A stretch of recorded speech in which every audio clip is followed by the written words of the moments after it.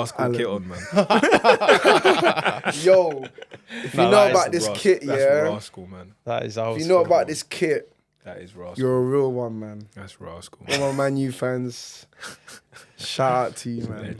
Man U to the world and back. But we're here, we're back, we're live, we're direct. We are. Another big episode, man. We do big ballers only, man. Big ballers only. Today we've got Wales International. Played in the Euro 2016. He's had over almost 300 caps throughout. You know, 30 caps, 300 caps. I'll be doing no, all right. 300, I'll be doing all right, mate. 300 appearances, obviously. You know, obviously came through the Wales International setup, paid for Reading, all of that. Experience. He knows the game, he's been through it. But he's also transitioned, you know, a little bit early, but transitioned well in terms of building his own business, going down different ventures, and yeah, being successful, man. So, Simon Churchy, welcome to the Beyond Football podcast. Thanks, guys. It's good to have you on. Good to have you on. Yeah. I think actually, go back so far, like, when I realised that you were coming on, I was like, I think I used to clean his boots, to be fair. We were saying it's got to be 11 years ago. Yeah. 11 years ago at Charlton, yeah. So you were an apprentice, weren't you? Yeah, I was just coming through. Yeah. Fossil days. And that was mental times as well at Charlton, wasn't it? Yeah. Were there any T-Rex around? They're everywhere. They are everywhere. Was that when Charlton had with the Belgium owners? That's when they come in. Yeah. That's when they come in. It just became a circus, didn't it? Yeah. It was crazy, but it did. so the new owners come in. They just wanted to do their own thing. Obviously, Charlton, we were mid-championship to lower championship club at that time. And they just came in, didn't understand, the English kind of football and the championship and what you needed. They brought players in, they brought managers in. They got rid of Powley, which was the most stupid decision. David Powell. Chris Powell. Chris Powell. Yeah. England. Yeah, great guy, great Club manager, club legend. Yeah, experienced, done a great job there. Got rid of him for, I don't know where they plucked these guys from, but they just had no idea. And we struggled, didn't we? We struggled like with the older pros. We 24, 25, but we're classed as like senior pros, and they just tried to get us all out, and it was just it was carnage. It was an interesting thing coming through then, because I think a lot of the players, we just didn't know the stability of the club going forward. So you'd look up to people like Churchy, Royce Wiggins was there at the time, like real good guys. They looked after us, to be fair. You probably wouldn't remember, but they took us out to some good nights out and some good shows in the O2 as well. Yeah. It was a good group. It was a great group. Jacko was there. Jacko is legs. Yeah. And obviously he's like manager of Wimbledon, doing really well. He's transitioned really well into that. And yeah, it was such a shame. It was such a shame because it was a good club. But yeah, it just went downhill, and I don't think it's recovered since, has it? Really? No, I don't think it has. I don't think it has. Hasn't been the same. And then, whose fault is that? Is that like obviously the owners, or what do you think? Yeah, I think because I've been through that process at Reading as well. Before I came to Charlton, they just changed in new owners, and you can see it kind of changing, and it changed the club, and they haven't recovered since either, and that's sad to see. And being in football and going to so many different clubs, you can see how it works. And obviously coming out the back end of my career, I've also got involved in like board level stuff, like looking at clubs for sale, working with investors and what they're looking for and how a club is run. And for me, I don't understand why someone would buy a football club first and foremost. But at the same time, if you're going to buy a football club, have football people involved at board level, because you've got people here who try to run it as a business. It is a business, of course, first and foremost, but it's a different kind of beast compared to the football. Is a different game, and if you don't understand football, you're just gonna fail. Yeah, I think that's a big thing. Obviously, what's going on now in terms of everyone just wants to work in football because obviously they love the game, especially with the like player care role. just a lot of teachers coming into the game, want to work in football. Obviously, people in the board, CEOs that you just, you know, when I remember Barnsley, they just got new CEOs and like board members. You're just like, where are these people from? Like, Yeah. stuff. Yeah. And also, again, it's difficult. And some clubs are trying to do the right thing. They're trying to bring in people that will help the players. But if you don't have an understanding of football and you've never been around the football industry, to come into it, it's so difficult to kind of understand, because it's like it's run by dinosaurs. Mm. It's been the same models, the same stuff, and the same corruption, the same politics. And it's just, say, the love for the game, but the love for the game, and people don't understand this, like when you get to a set 22, 23 and you're in it and you're like, the love for the game fades because everything else, and people don't understand that, but it then becomes a job. You're now under pressure. You have to perform every day. You have to do, and you've got your career in your own hands, but sometimes your career's in other people's hands. Yeah. And football's a game of opinions, and unfortunately, sometimes you've got your hands tied behind your back, which is, Not every a good position to be in. every player experiences that, I think. But yeah, that's the landscape of football's changed a lot as well. I think in the last 15 years. No, it has. It has. I think even one of the things you're talking about, your time at Charlton and Reading, now they've brought in the new owners and directors test that they've got to pass to actually own a club. Oh, is it? Yeah. Since when? This? No, I think it's been a couple of years, to be fair, that's where top, you yeah. actually get vetted to be able to own a club, because But anyone can get vetted, like the way they've done it, anyone can get vetted, because you see some of the people that have bought, like the Reading owners, the current Reading owners. That's I the mean, thing. I don't know how he's two of his clubs have been liquidated that he owned previously, but he's still able to pick up Reading. And a club like Reading, I don't know, it's one of the oldest clubs it's on the brink. If they can finally get this over the line, then that will save the club. But so many clubs are on the edge of going bust. Seen Southend recently, they've just been saved. So it's ridiculous. It's the side of football, I guess, footballers probably don't see. You go and sign for a club, but there's so many different things going on above your head that you can't control, and that can actually affect the 2 years that you sign, the 3 years that you sign, and then from there, that could affect the rest of your career. So of course. It's such an interesting one, to be fair. Yeah, I feel like owners. that's obviously something that should be maybe taught when you're coming through the academy, the other side of the game. Something we can obviously consider, like understanding that, okay, cool, you play football, this is the football operations side and how that goes on, but actually this is what the company's about. Because like, you know, when you get employed to a company, there's different departments that do other things, innit? You know, when we sign our scholarship, charting and all of that, you only really know about what's going on with the first team, football, but you don't actually know what the company's actually about. Do you get what I'm saying? Do you know what? I think that's a bit of a blessing though, because sometimes when you're like young and you're coming through, you just want to impress and you just want to play football. You just want to be a pro. So that's all you're concentrated on. You're not worried about the politics and you're not worried about anything else. You just want your opportunity, whether it's at the club or on loan or whatever it is. And I think when you get older and you're more of a, I don't know, experienced player, then you start to realise that, right, I've kind of laid the seed. I've got my kind of base now. Right now I need to grow my career, and you realise then that's when the other stuff kind of gets involved. But I think it's difficult as a young player coming through. It's harder now, whereas before I think, you know, you're taught to be resilient. More, Because, there's a lot more resilience when back in the day, whereas now I think you're wrapped in cotton wool a little bit too much. It's great that they've got player care and they've got things, you know, psychologists and things like that. That's honestly great, because people forget we're human and everyone's going through different things in their personal lives. But I just think sometimes we're wrapped in cotton wool too much, especially now. Especially coming towards the end of my career, I was like, wow. Yeah, definitely. I feel it's definitely. So then, do you think then it's better to allow, you know, the young players to be naive in a sense, to allow them to obviously dream, just focus about football, rather than obviously understanding that political side of football? Yeah, I think that's something that they'll naturally learn the more they play and the longer their career goes on.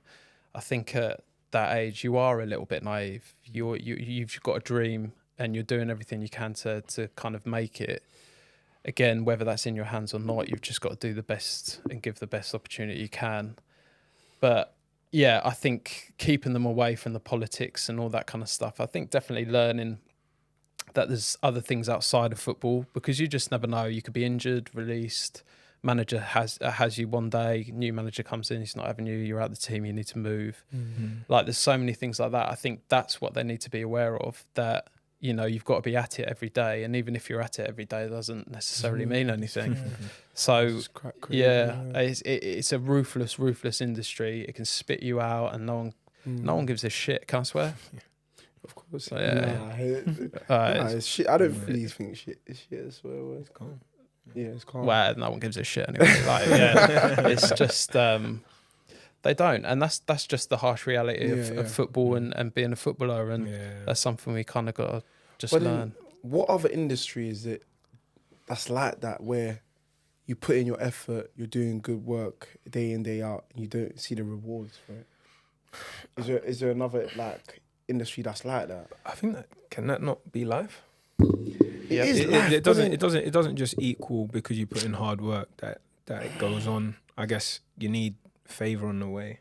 Definitely. Sliding doors moments. We could probably all talk about that in our career. Someone picks up an injury, you go on and play. You have a great game, you stay in the team, that person doesn't get back in the team. I think it's probably preparing players for what football is.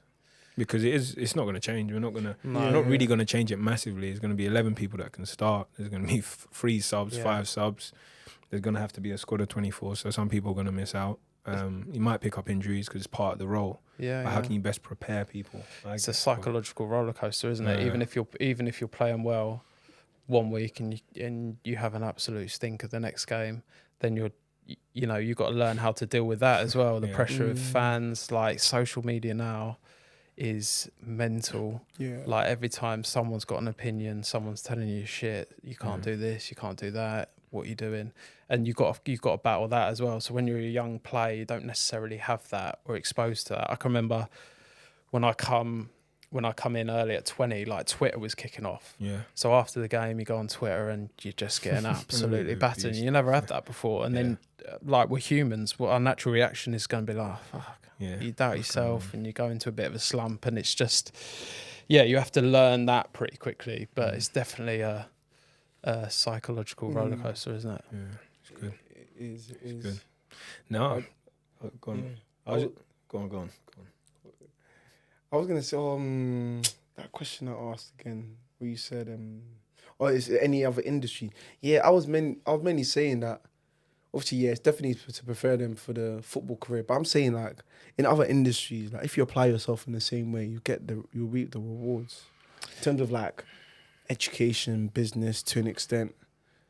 But if you apply yourself in a certain way, you go through a good academy, good school, you'll be able to reap the rewards. But I guess it goes back to, obviously, one of our guys, David Epstein, he talks about kind and wicked environments.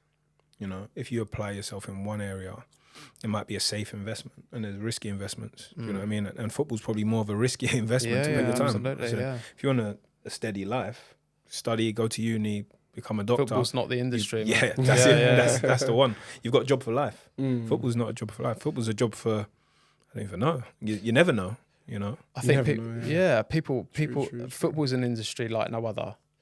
I mean, the way you move into a changing room one day, you've got to watch what you say, watch what you do outside of it. You can get fined 2 weeks' wages for saying saying your opinion. Like, it's just, sometimes I feel like that's just too far. But no other industry are you able to have free speech and say your opinion on whatever the matter is, whether it's contractual, about the game, about your performance, and you can get fined 2 weeks' wages. No other industry does that. So crazy. It's ridiculous. But I mean, there's so many, how you can get treated. I had at one club, I got, what was I coming towards the end? Well, it's my last club. So I'm injured. I'm not allowed to eat. So I'm in the gym all day in the morning. I'm not allowed to eat with the first teamers because I'm injured. What? So at 26, 27, like experienced. I'm a man. I'm being treated like a school child, saying you're not allowed to Because you're injured. because I'm injured. I'm not allowed to eat with the first at the same time as the first team. And I'm thinking, this is mental. I've got to report that to the PFA. It's the industry, but it's such an interesting thing that we could probably sit here and that's what we know of football though. It's not like it's That's football. Yeah, That's football. It's not like it's like we've grown up into that. Do you know what I mean? Into that culture. I'm sure it's shifting now.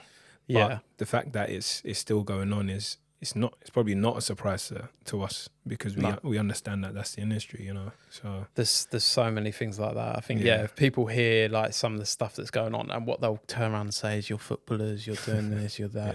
That's always the and it's not a case of I feel sorry for us. It's just exposing. You know, it's not all glamour and glitz and scoring goals in front of thousands of people. It's hard. It's mentally draining. It's mentally draining on your families.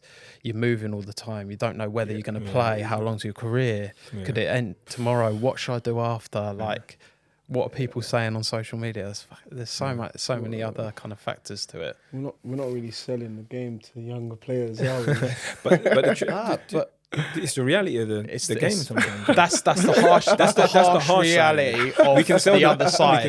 We can sell the good side. The other side is obviously like I've lived my dream. I've played at a major European tournament. If someone told me that when I was 8 years old, I would have gone, yeah, good one. Yeah. But that's the other side, and like you've got the glitz and glamour, and you've got to make sacrifices. Like you're saying, in any walk of life, you've got to make sacrifices. You've got to put the hard yards, and you've got to believe in yourself, and you've got to be consistent every single day to reach anything. And I think you've got that in football. So certainly playing in front of whatever it is, playing against people, playing at the highest level is amazing and what you want to do. But yeah, it also comes with there's a risk. This high risk, high reward. Yeah, absolutely. But I think if you know the risks, then you can actually put things in place to negate them. If you're going in blind thinking, hey, I'm going to get all the way to the Prem and I'm going to win Ballon d'Ors. You think players don't know the risk? Maybe not enough. If we probably sat here and said the experiences that we went through in football, would we have written that in our own books? True. I said probably not. One thing I wish I had a lot more when I was growing up was older players that have been through mentoring. It, that you could just feel like you could go and chat to and say like, what's going on? To be fair, I think now there are kind of mentoring like ex-players that are going into clubs, and the older pros are a bit more like open to helping younger players because they've been through that and they've seen it. Whereas before, I think it was a bit more ruthless. It was a bit more. There's a lot more respect for elder players, in terms of like, don't say anything, just get on with it because we know you're going to get battered and you're going to get told to do stuff that you don't want to do. Yeah. But yeah, I think certainly now there's a lot more in place to go and reach out externally outside of your club, or inside the club as well. Yeah, no. I think it's critical. You know, I feel like that's going to be the key thing to reduce the statistics of obviously that dropout rate at 21, 22. She said we're like, oh, rah, like this is mad. If more players have like older mentors to push them through those hard periods, then obviously the longevity will last. Because I know that's how it's been like for me, innit? Yeah. If I didn't have older players, you know, through the F3 charity that we work with for different things, telling you, okay, cool, just push it through. Like I had a meet up with Jason McCarthy in Wycombe one night, just at a coffee shop, and he was just like, yeah, I know, Dan, but just keep pushing through. Do you get what I'm saying? Stuff like that. We were like, nah, that's probably I think that's what players need. Yeah, 100%. Like we're trying to, everyone's different, and you're trying to get the most out of it, and it's so difficult. Like it's not going to be smooth sailing. You're going to have setbacks. You're going to have to deal with so many, you know, negative things that happen in football as well. And we're making it out to be negative. Obviously, it's not negative. You live in your dream every day, but it's difficult. It's difficult to stay on top of it. There's more downs than there is ups, and that's the realistic kind of life of football. But certainly, yeah, it's difficult to kind of negate if it doesn't go as well as you planned, to have something there that doesn't stop your motivation in whatever kind of walk of life you want. I mean, football is a great like pedestal for life, whatever kind of, because football's not going to last forever, whether you're 20, 18, 35. Like we were saying before, I've got friends at my age now, 35, coming towards the end of their career, and like, I don't know what I don't know what I'm going to do next. Like, I don't know where I'm going. 35. In the grand scheme of life, you still got your whole life ahead. You're in life starts. You're in your prime. Life These starts. men get into their prime in their like 30s or 40s, isn't it? That's when they're earning the most money and stuff. But when you've got an identity of a footballer, I think a lot of people lose their identities. Like, well, as a person, there's so many bigger things. But when you're in that football bubble, it's football. I'm thinking about like off season now. People going back into pre-season. You've got 4 or 5 weeks where you're just like trying to switch off, but you're not. You're thinking about next season. You think about doing your work, pre-season, all this kind of stuff. When it's over, you're like what am I gonna? Like, what do I do now? Lose routine, lose purpose. Yeah. That's a big thing. It's difficult. It's difficult, but it's life. It's life. But if you flip it and you say, right, that journey's great. I've learned so many things. I think people put past how much you learn as a footballer. Like resilience is the biggest thing, and how employable you are as an athlete or an ex-athlete towards someone, you know, who's just good at a job, or they've done something. You've got so many big factors that are such a positive for another career in whatever it is. Yeah, I think it's massive. It's massive. I want to obviously take it back, and obviously you grew up in Wales, right? I grew up in Wycombe. Around Wycombe area. Yeah. So during like the early stages of your career, like has football always been the dream for you? Always, like from eight onwards. I think I got picked up by Wycombe at 8. From there, I just fell in love with the game. So it's just something that I always wanted to do. School, like teachers saying, you got to do extra stuff, and I was just like, I'm going to be a footballer. Like, it's just one of them ones. And yeah, just so focused and dedicated. Like, I was proper dedicated to it. And I think if I wasn't, then I grew up with good players, like real good players, but they just weren't in it. They were going out and doing whatever they were doing, and I think that helped me just. And I was like, at home, you know, I was left to kind of work it out for myself. There was no pressure there as well, so it was good. And then obviously you went from Wycombe to Reading. How was that process like? And obviously from that area, obviously change of area. No, it's not too far, but not too far. Yeah, obviously early days in the academy system, and just obviously that foundation going on and taking you to playing obviously like almost 300 appearances. Yeah, I went from Wycombe, so we played. We were playing against like Colchester and things like that, and then I moved to Reading, and I played like next couple of games. I played Arsenal at Highbury, and it was just like that's the next step. That's the next step I wanted to take. And when you're 13, 14, and you want to play against the big players, you want to play internationally, all that kind of stuff, that's the big step that I needed, really. So it kind of helped me carry on. I was doing well for Wycombe when I was younger, and then Reading was just a complete different story. And I was surrounded by good people, good players, good coaches, and I felt like they believed in me as well, and I had the freedom to kind of go and play well. And I could see an opportunity from even at 15, 16 to the first team. But I was always told, I need to do this. I have to do this. I have to be dedicated. I have to work hard. I have to be in early, do everything everyone says, like be a sponge, take it in, take the like I got criticism. There's times where I was like, I don't know if I can do this. So, but I think every player goes through that. But they gave me the foundations to be, you know, a resilient kind of pro. Yeah. For sure. Do you feel like, because I know football's probably shaped those early years for you, would you say that was just innate in you, or do you feel like other experiences in life, maybe growing up, influences from family or other things you were interested in, contributed to your success at football at that young age? I mean, like I said, I only had one focus. That's all I ever wanted to do. So whatever it took for me to be a footballer, I would have done. So sacrifices, everything like that. I had a good friendship group. Well, it was small. I had to get rid of like friends and not speak to people, not go out, and I just had to focus. But I think everyone knew from an early age that's all I ever wanted to do. So yeah, I had that. My mum has had health issues since I was 15, 16. I lost my dad at 20. So like there's been lots of times where football has been my release as well. It's been like to get away with it, as is so many other people. So football gave me that, and it also gave me that resilience to kind of just be able to get on with things as well when shit hits the fan, really. Yeah, oh, that's amazing. And them giving you that amazing foundation. Who would you say were your mentors or older players that you looked up that helped you through those tough times and obviously on the journey that taught you the most? Yeah, I had a really, really good, amazing academy manager, Eamon Dolan, who sadly passed away.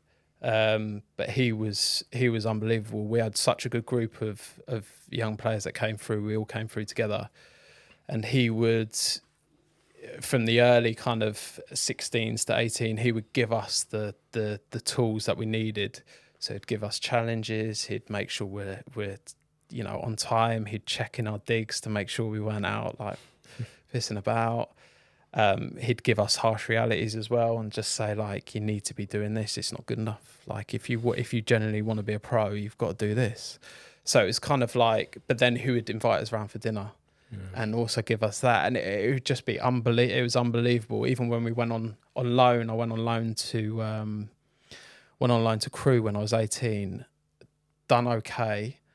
Then I went to Yeovil and I didn't play at all. And it was like he was like, go and knock on the manager's door and ask him as an 18-year-old. And Russell Slade, he was like pretty old. He's the one with football data, right? Yeah, that's right. That's right. He's doing the lawsuit. Yeah, which is interesting as well. That's real interesting one. Did he used to be a manager? Yeah, Yeovil. Yeah. Oh, is he? Orient as well. Orient, Cardiff. Clubs. Yeah. That's crazy. Yeah. So he was a bit more of an old school manager. Old school, yeah. Fossil. So yeah. Definitely old school. But that was interesting for sure. That's class. Yeah. Wow, that's amazing. And then obviously those early years, obviously going out on loan. You said your sole focus was football through obviously teenage years, all of that. Does that mean you bobbed off school, all of that? Yeah, school was pushed to one side. I just I didn't do anything extreme. I just gave up on school, to be honest. It was just never an interest. I never felt like the pressure from my parents either. They knew I was slipping, but they were like, if that's your dream, go and follow it. And I think that helped massively. We had loads of meetings with schools saying I'm slipping off. The chances of him making it are so slim. He needs to liven up, basically. And I stuck to it. And I think like that from that age is giving me, I'm like that now. I still feel like I can, whatever I put my mind to, I'll give it my best shot. Yeah. And if it doesn't work, then I'll try something else. So it's kind of given me that kind of resilience. And in football and outside of football, a lot of people will always tell you can't do it or give you their opinions. Some of it's good, some of it's bad, and at the end of the day, you just got to kind of do what you feel is right.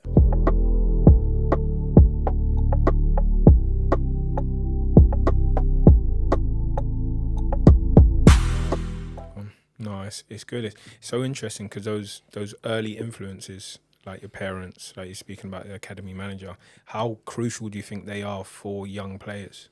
Massive. I think, especially when you're young, like a young guy who's trying to take control of his life, and you've got your parents and you've got your friends and you've got all that. But if you've got someone who's got the experience and gives you the tools and what it takes to actually be a footballer, I think that is... And it's difficult. It's a difficult role because you're transitioning into a man. You've got to man up now. You've got to look after yourself. You've got to eat right. You've got so many distractions with girls and going out and drugs, like so many different distractions. And I think having someone strong enough to say it's on you. It's up to you what you want to do, but here's what you need to do, and then it's on you. I think that's so important to have. Obviously, it's difficult, but I think nowadays there's so many good coaches in the younger kind of 16s to 18s to 21s that have experienced it. They know they would have probably seen it all, to be fair. Yeah, no, that's class. That's class. And I think you touched on going on loan at around 18, was it? 18, yeah. So obviously the 21s, 23 system has come in now. I wonder what your thoughts are from, I guess, your experiences going straight into men's football, maybe at 18. Yeah. And how that propelled your career and the kind of 21s, 23 setup at the moment. I mean, the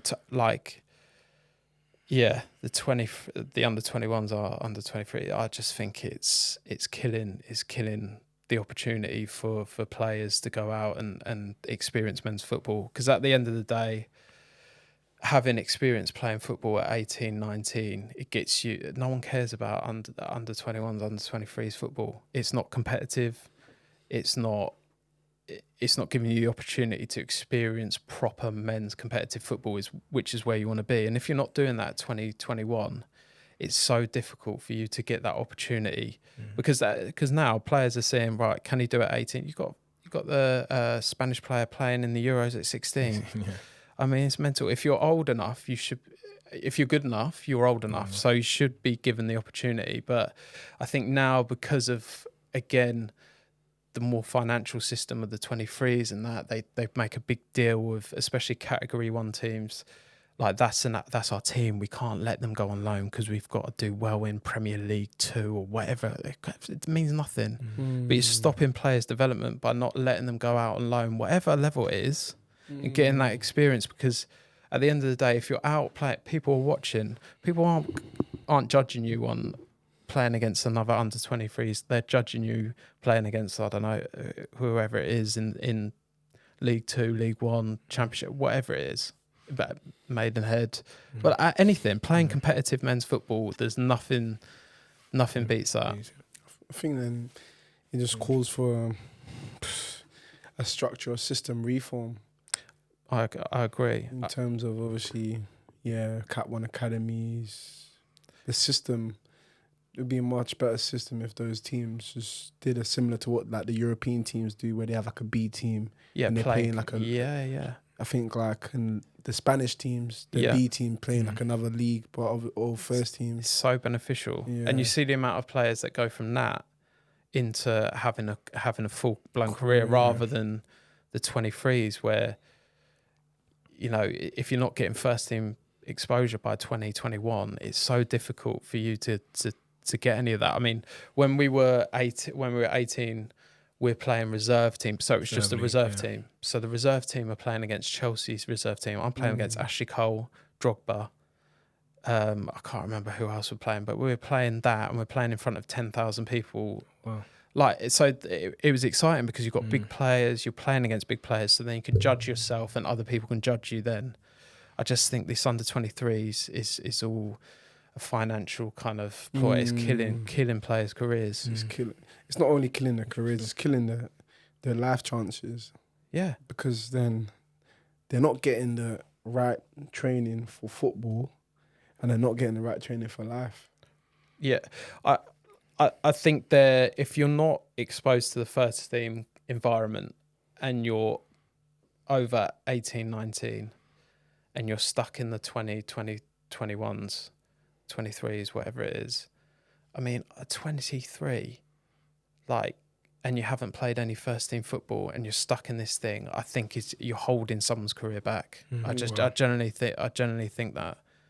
I just don't agree with the 23 model at all. Yeah. I don't think it only benefits obviously that one player that they might go on and sell, etc. But in terms of players, their careers and life chances, because obviously, as you said, by 18, most players finish school. So now there's a massive gap between player at 18 who stops obviously formal education or other personal development activities compared to their age mates. Yeah. Who've maybe by the age of 23, they're in like start of their careers now. Yeah. Building families, building all these different things. But this player's just played football. That's not prepared them to even have a career in football. So they're finished. And you're 20, 21.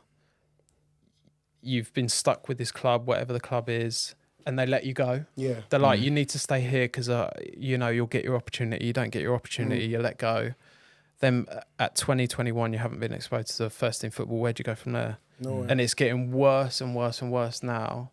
It's not worse and worse. It's harder and harder for a player, regardless of your talent. If you haven't done well, even if you've done well, 100%. even if you've done well and you haven't played, Give a toss. or no, it's difficult. It's so difficult. There's so many Chelsea players that can't even get into step 3 teams in the league. Yeah. 21s. I promise you now. They're not playing. They're not getting. Managers are not having them. Yeah, in because, step 3. That's what of the pyramid. 1, 4, 5, 6, 7. Tier what? 7. And I'm not even they go from tier 1, can't even get into tier. How does that make sense? But if you don't have the experience to play at men's football, like under 21s, under 18s football is completely different. Like we said before, to men's football, it's like chalk and cheese. Yeah. So unless you got the experience for it, then it's going to be hard for you to actually rub shoulders with people that are. So why are they getting paid more then? Who? Under 21s.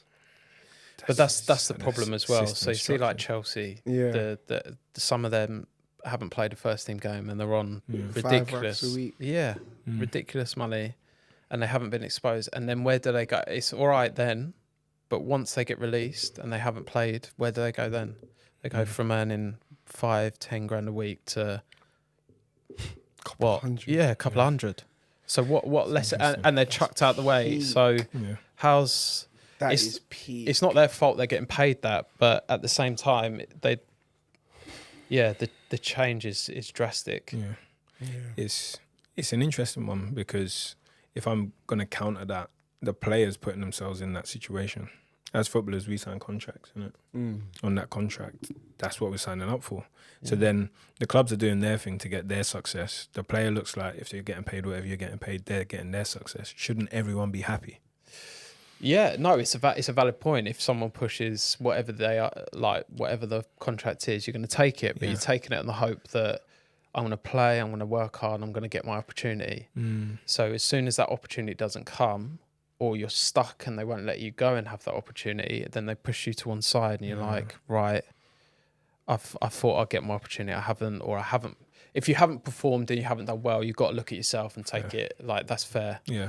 But if you haven't been given the opportunity and now you're stuck here 20, 21 on whatever you were on, living your lifestyle to whatever it is, to then scraping the barrel, going on trial at non-league clubs, which is the harsh reality, unfortunately, in the under 23s kind of sector. It's difficult. Yeah, the clubs don't give a shit. That's fine. That is what it is. Yeah. But I think from a player, if you're not, you've also got to take charge and say, I want to go and play football. If it's not here, then you've got to back yourself. Any player's got to back themselves. It's not anyone else's fault if your career doesn't work. There's factors that might not have helped, but at the end of the day, you've got to look at yourself and say, have I made the right decision? Should I have pushed for a move somewhere or drop down a lot, like not taking the money and just back myself? Because I think everyone's easy. It's easy to blame everyone else and blame other factors and the clubs, and no one cares, mate. I think it's a call to action. Players need to obviously understand they're signing that contract. The club is going to milk you. They're going to take everything out of you.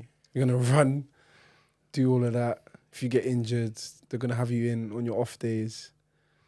But you need to obviously take advantage of that contract as well. Enough players are not taking advantage of all the benefits and of the club ultimately. Yeah, I mean, a contract's a contract. I think it's stability. You know where you're going to be. You've got that contract, so make the most of that time, because I think people automatically think there's always another contract, and I think especially nowadays, that contract's you've got to hold it, whatever it is. Take your contract, make the most of that, like you said. Start looking at other things. Start investing in yourself, start investing in other things, looking at other things, and then let football take care of itself. Sometimes it's out of your hands, and control what you can control, really. Yeah, no, it's good. It's top. I wanted to come back onto your journey, just in terms of, I guess you said you broke through at Reading.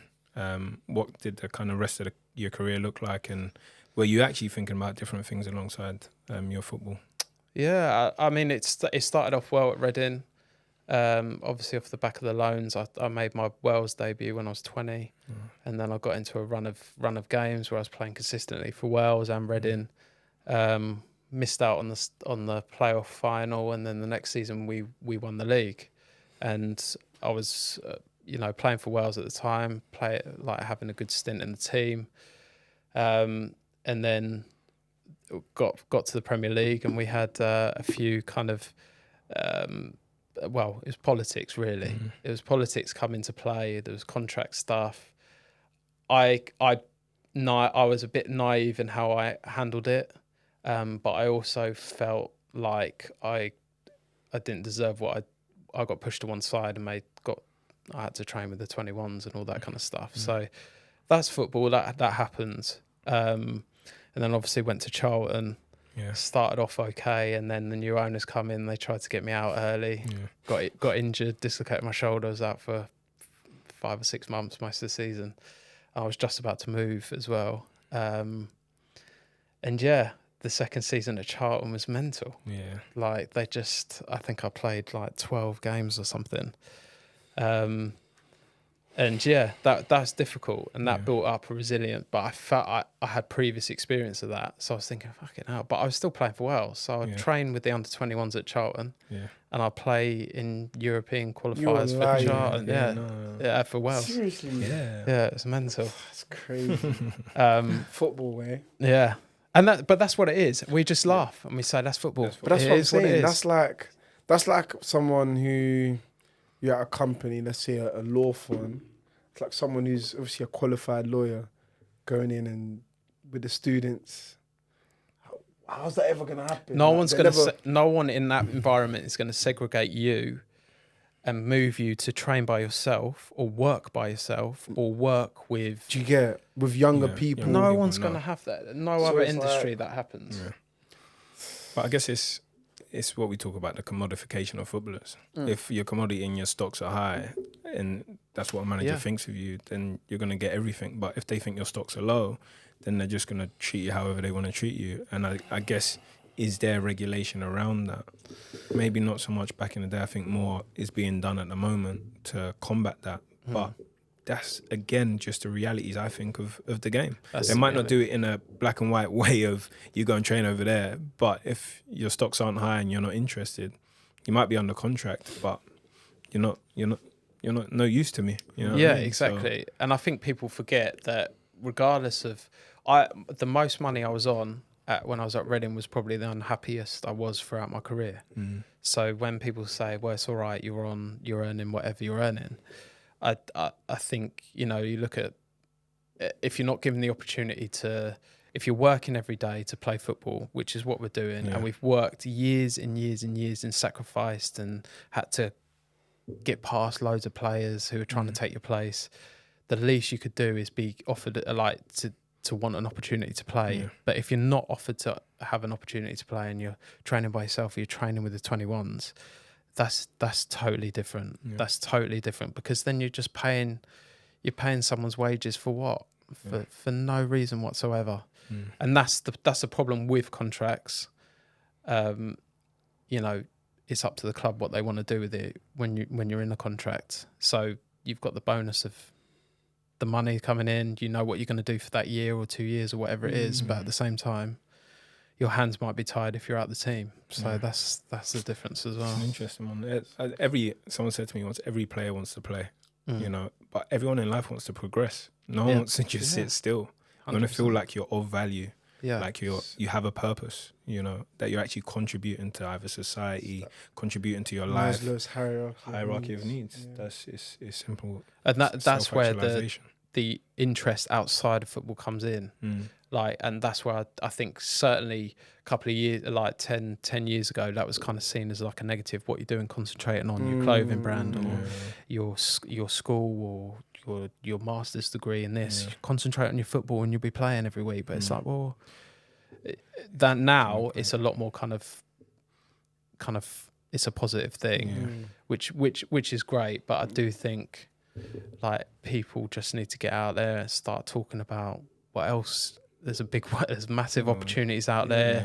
Like I said, athletes are of value to a lot of employees. Yeah. That's what I'm saying. We don't think that people are leveraging football as much as they can. Like I'm someone where I've just realised the value. You know, Toby's mentioned the value. He said football's gold dust. Absolutely. To society. And look what you guys are doing. This is what I'm saying. Like so you're doing this off your own back. Toby's been leveraging this for years now, and I've just come into now. I've already just realised that, and I've already started leveraging it to the point. But footballers are gold dust. If you see the amount of people that jump on or their eyes light up when they see that you play football, you know, you get bursaries, you get thousands of pounds. You've got thousands of pounds to support our education, or you want to do this, or you want to go into property. We'll give you a nice deal because you're a footballer. So footballers don't understand the value that they hold in society.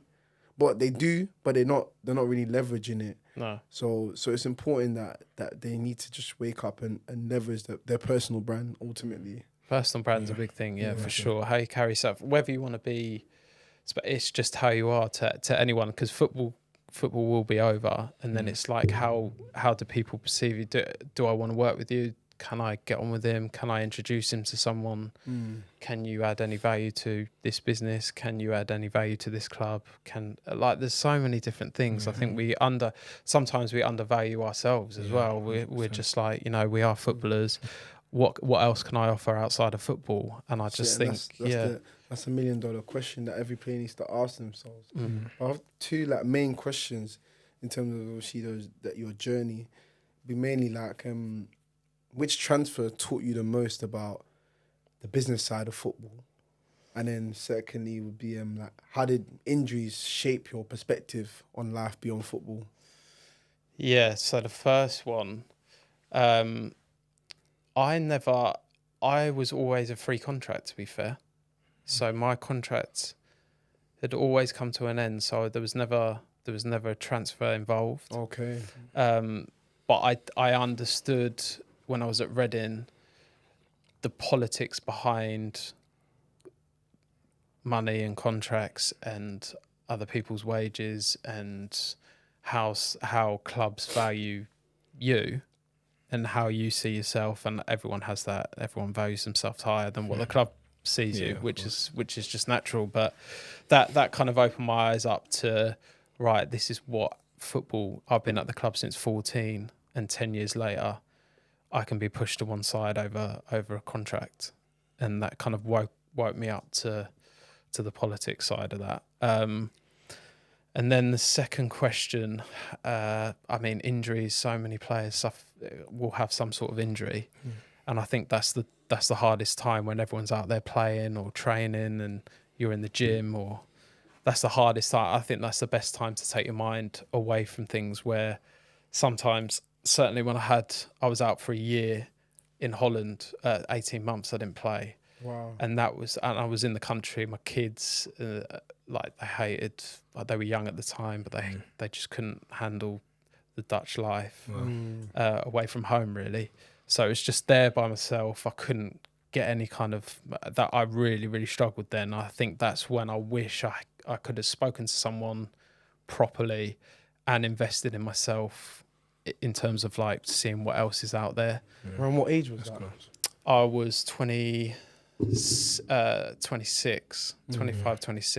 So I always had an interest in other things. I invested in things, had an interest in property, but I never opened myself up to talking to other people, because most footballers just shut themselves down. They're not interested in talking to people or asking questions. But that's one regret I did have is open myself up to other people and getting some advice, really.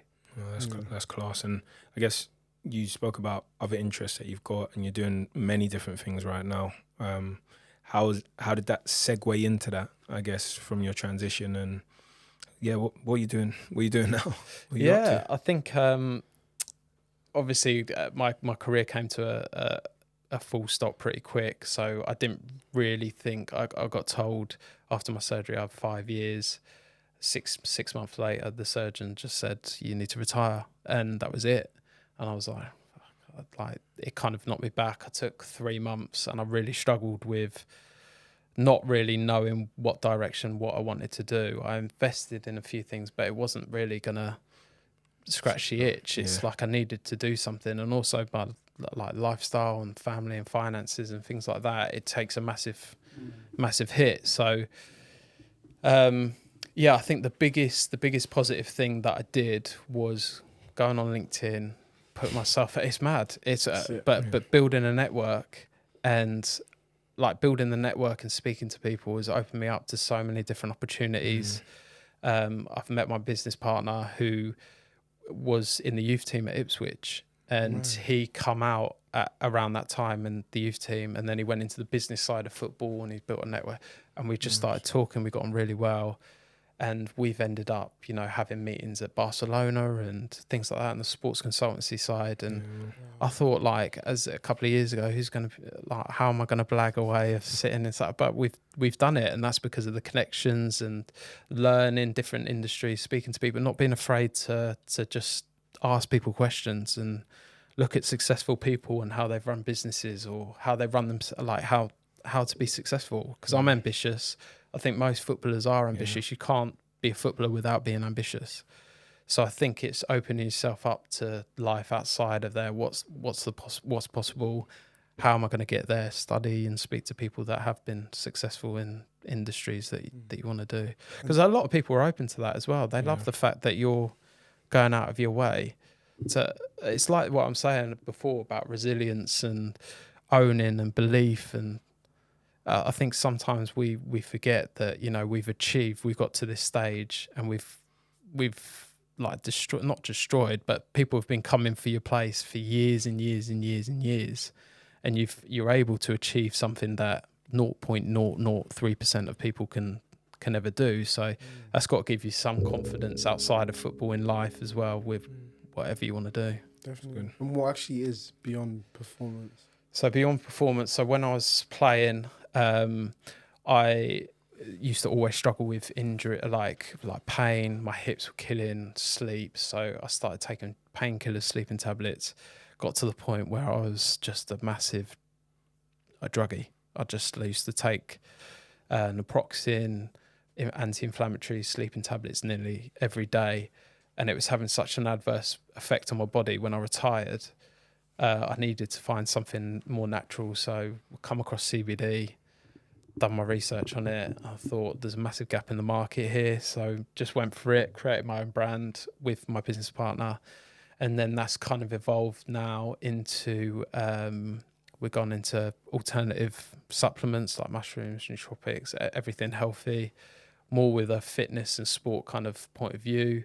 We're opening up like AI and nutrition AI, fitness AI, like as a brand. So now we're evolving into like a wellness brand. So it's interesting. And we've also got a sports consultancy side as well, which is why we've got involved in kind of the business side of sport and helping players set up businesses and things like that. So it's been real interesting, but we've just leveraged our network and our kind of understanding of different ventures. Both footballer founders as well, which is amazing. How do you think you guys, obviously the transferable skills has helped you be successful? Because I went on your LinkedIn and you guys have a lot of followers on there. Yeah, I think that's the thing. I think athletes, again, underestimate their transferable skills. Like the resilience, no one's going to have the same resilience, dedication, ambition.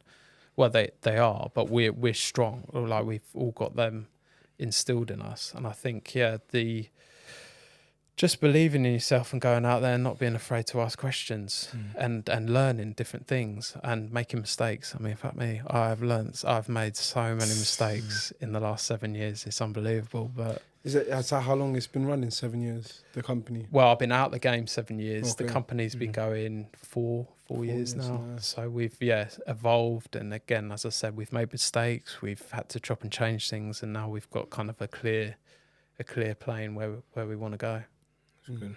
That's good. So I was just going to ask, what's next? You know, you've played, you're now transitioned quite well by the looks of things. What's next? What do you see is next for you? Yeah, I think it's difficult because I think, like football, you can never plan too far ahead, and I've always had that kind of that feeling. Whether that's just my experience on football has always taught me to never look too far ahead, because you never know what's going to happen. But we've got the brand. We want to build the brand up to exit. That's just how we want to do it in the next 3 to 5 years. We've got we're building out a great network. We've got some great opportunities going on with the consultancy stuff. So again, we're seeing what happens with that, having conversations and seeing where it goes. Like I'm having fun, innit? Yeah, just Building a enjoy business it. is Yeah. it's like what game should I relate it to? It's like building an ultimate team, innit? Or like career mode. I haven't played FIFA for ages. It's not cool for you Nah, It's like- is it not? Oh, jeez. But it's like, I found it's out the sick. hard way. For me, I find it's like Minecraft. Have you played Minecraft? My kids back in play Minecraft. Yeah. It's like you're just building your own like empire in it, or so it's a bit fun, innit? Yeah, I mean, like And football your gives freedom. you're enclosed in a bubble in football, Yeah. and I think outside of that bubble, you've got the freedom where, I mean, football is amazing. It teaches you routine, teaches you dedication, and you can bring that into our life. But also, we don't enjoy ourselves enough. Yeah, we Like, don't. give yourself an opportunity to enjoy yourself and sit back and. Like I've got two kids. They're not young anymore, 9 and 11. So I mean, I've got a different purpose, different journey with them. It's just crazy how quickly it can just change when people say like enjoy it while you can, because you get Goes old like pretty that. quick. Yeah, Yeah, it's and you laugh at it, and it's like, I'm not a joke. I'm 36 Yeah, at the wow. end of the year. It's That like is so crazy. it's mental. So then, obviously, after all these experiences, 300 appearances, playing in the Euros, successful career, ultimately, who are you beyond football? Yeah, I think it's been difficult to transition, to be honest. It's been difficult. I used to love the changing room. I used to love getting involved in all the banter, everything like that. I love it. Like, and now when I see ex-players, I can just go back into that mode. But every day it's not like that. So it's difficult to have that. Football's taught me so many different things, and I'm like grateful for the opportunity I had. I look back, and it's not until you come out of it where you look back and you think, I could have done more, I should have done more. Is what it is. I've had to let that go. But certainly the lessons that I've learned to take on to now is definitely helped me. Them transferable skills and experiences of dealing with like tough stuff, because it's tough to football's all you've known, and then you come out of football and you're not in football anymore. And like we've been playing it, so I don't know what age you guys started, but I started at 6, 7. That's all I ever wanted to do, and that's gone.